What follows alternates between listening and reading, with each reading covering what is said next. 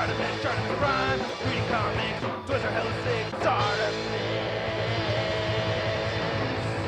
Hey, what's up you guys? ShartimusPrime here, doing another 4K action figure review on the McFarlane Toys The Witcher Wild Hunt video games gold label 7-inch Geralt of Rivia and the 12-inch The Witcher Wild Hunt video games Geralt as well. If you're trying to pick up your McFarlane Toys, you can do so at big.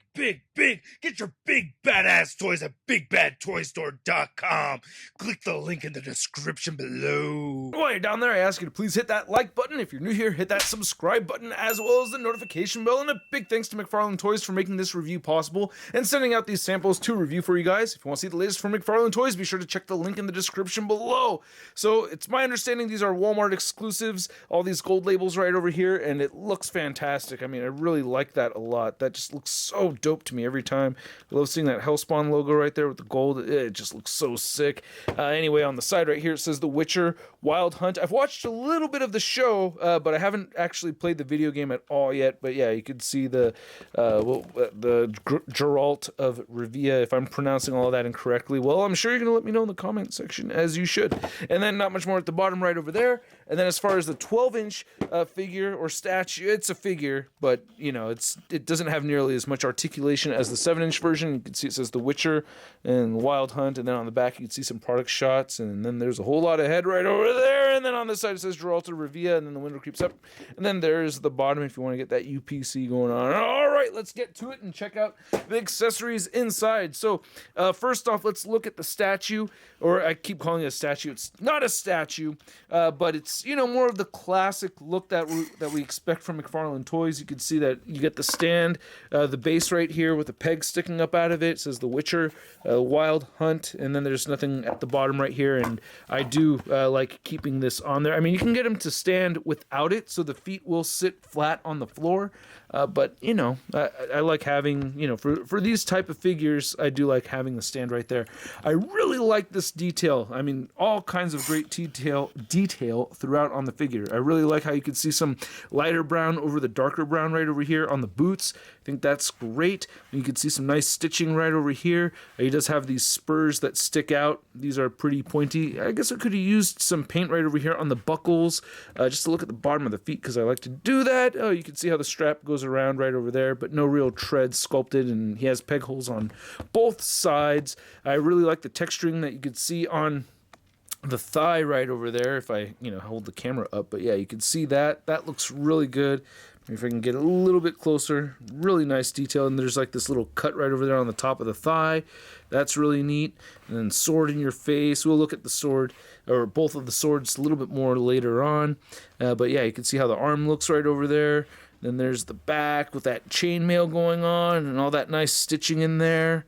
And then you can see these sheaths are detailed out like crazy. I really like that. You can get the silver tips at the bottom of them. That looks very cool. The back and all that chainmail looks really, really dope. So I do dig that. And looking at the chest right here, you can see all these straps coming around and all that. Looking really cool. Very leathery type of texturing that you can see on the chest over there. So that's cool. Love that. And then right here we get all these nasty looking heads. I don't know. There's at least 4 of them right over here. I don't know, what are these, the Witchers? I don't know. I don't know much about the Witcher, but it looks cool. Like, these are awesome, freaky looking. You get ropes going through their mouths and everything. You can see, like, man, they look like partly decomposed. I don't know what these things are, but they are freaky gross, man. I think that's dope. Yeah. Maybe if they had, I don't know if it's too gruesome, but, oh, you could see a little bit of a spinal, some spine right over here. So, I don't know, just like some blood dripping would have been nice to see. This one has a tongue sticking out, so that's pretty cool. But I don't know. I don't know if they could put that on the shelf, like all kinds of gory blood dripping down.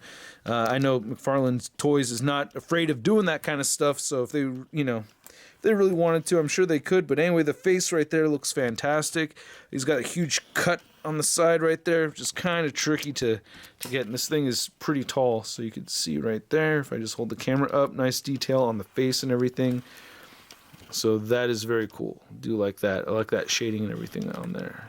Maybe a little heavy-handed, like, you know, like that's a lot of contrast between the sides of his face and towards the center, so I'm not sure if that's supposed to look like that. But anyway, moving on to the swords, which look really good and fairly easy to get them to hold too. I like that they made the material right here for the hands fairly soft, so you can see how pliable those fingers are. But yeah, dude, swords look great. I really like all that detail. Look at that. Oh, that is so awesome. Love that bright silver and everything. This is so cool. Really like that. Very pointy, and he does have his tooth sheaths. The problem I have with these, though, is that I don't want to put them in there all the way. I feel like it's going to ruin the paint or something, but I can take them out, and it's been fine, so I kind of just let it sit like that. Then here's the other one right here, which looks fantastic as well. I love all those little nicks in the sculpt. That kind of detail just makes me really happy to see. I just like that stuff. So that's very cool. Yeah, no silver paint is scuffed off or anything like that. And it looks like the inside of those sheaths have silver paint in them as well. So I guess that helps protect the figures, or the swords anyway. One thing I don't like, though, is that you do get that opening on the inside right there, kind of like we'd seen on Deathstroke. So I'm not a big fan of that. So, but there that goes. That's a pretty dope looking piece. If you're really into the video game, you're really gonna like that one. You do get some articulation, though. You can turn the head side to side. The arms will shift a little bit up and down. Same thing on this side right here. You can turn the wrists on both sides. Then as far as the legs go, they don't move at the hip at all, but you can rotate just above the knee right here on both sides. So just very limited articulation, very much more of a statue than a full-on action figure, but you know, that's kind of what I expect with something like this. So that's not a big surprise. However, with this one right here, this is definitely a lot more of an action figure, and it's a different look for a Gestalt, or what's the name? I don't even know the name of the guy right. Geralt. Sorry. I'm thinking of Rock Lords over here, right? But anyway, this looks sick. Now, the swords, I don't like as much as I don't like them as much as I like them on the 12-inch figure, because these have kind of a dull gray plastic. I mean, you get some nice sculpt and everything, but you're not getting that hella dope bright silver like you got on the 12-inch one. You can see right over here, it's more of a flat gray, still kind of pointy and everything. Handle looks great and stuff, so that's cool. Same deal with the inside of the sheaths. Don't have, or they kind of have that weird opening thing going on. So there you go. And then I'm going to go ahead and put this on in the sheath right over here as well. Now, I do like the head sculpt. Looks pretty nice and everything. Not as much of a huge contrast between the center of the face and the sides of the face like on the 12-inch version. So that looks pretty good to me. And I like the facial hair and everything. And I really like this chainmail. This whole amulet thing is really, really pointy. It's like an eagle's face, I think. Or is that a wolf face? But the chainmail is just really impressive. And there's not a lot of seams going on with this figure. It looks really good. Or like seams where the joints are and stuff. Like the belt looks fantastic right here. You get your hook that's made of a soft material. You can see the ball joints sticking out in parts. You know, that's not really the coolest thing. And then here's looking at the back of it. You get that chainmail again and all that stuff. And great details right here on the sheaths. And the gloves look pretty good again, except for the ball joint kind of getting in the way, you know, breaking it up. The legs look really good. I do like this. And then you get the ball joints right here at the ankle. And, you know, I like having the wrist and ankle articulation, so it's always kind of weird for me complaining about that stuff, because it's like I want that articulation, but at the same time, I just don't want it sticking out like a sore thumb, you know? And this one's just a very smooth-looking figure. Everything just looks really concise over here. Like, it just looks very realistic. Anyway, you cannot get the head to move up, but it will look down a little bit. Turning side to side is tricky because he has this collar in the way, and plus the long hair. So it's always like a downward head turn kind of thing. You do get some head pivoting right here. You do get the butterfly joints that move forward and back at the shoulder, and they shift up and down a little bit. And then you can move the shoulders outward that far. You can move them in all the way. They rotate. Well, this is soft enough where you can rotate a full 360. You get a bicep swivel. You do get double jointed elbows. Then the wrist turns side to side, hinge horizontally or vertically, depending on how you have it configured. And again, I love that we get this softer material right here in the middle of the figure. Like, you can see my thumb like just squishing in right over there. So I think that's really cool. So anyway, you can get him crunching forward. It may look a little bit weird, you know, kind of starts looking like a burrito to me or something. But, you know, you could mess with it and adjust. You will move back. You get pivoting right there. Of course, it'll turn side to side. You could also he can't really twist side to side at the diaphragm. He will do the splits. That's great. And then he can kick forward very far and back very far. Upper thigh cut wiggle, not full on swivel, but almost. So anyway, I'm going to make that a thing, right? Wiggle man, I'm going to call it. Anyway, you can get the double jointed knees bending in that much. And then you can move the ankles down. They will move up. You can rotate the ankles side to side. You do get ankle pivot and toe articulation, which you can see better like that. Now to measure out these two figures, you can see that the 7-inch scale Witcher figure is standing at about 7.5 inches, I want to say. And then the 12-inch one is standing a little under the 12-inch mark, as you can see up there, closer to about 11.5 inches.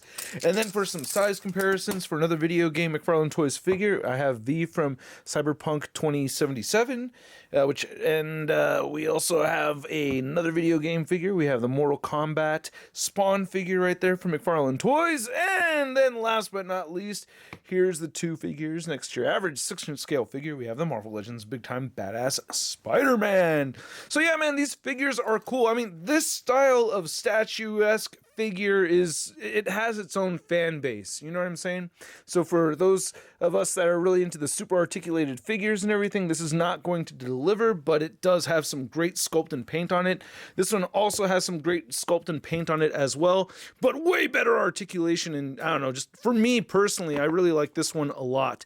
Again, I'm not familiar with the game, but this figure is pretty badass, I think. If you're really into knights, and I mean really, if you're into the game, you're going to really like this figure a lot, I think. I think they hit all the points just fine.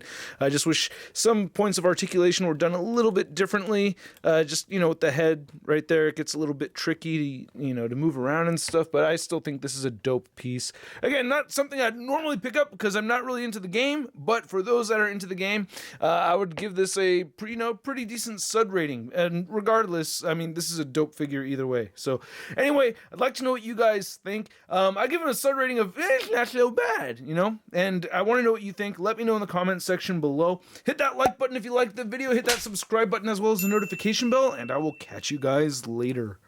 Peace!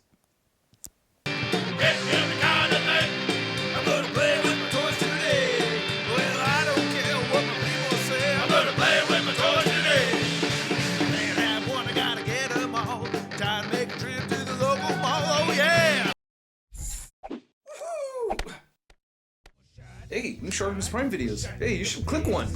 Yeah, click on one of them. Or subscribe if you haven't. Your face,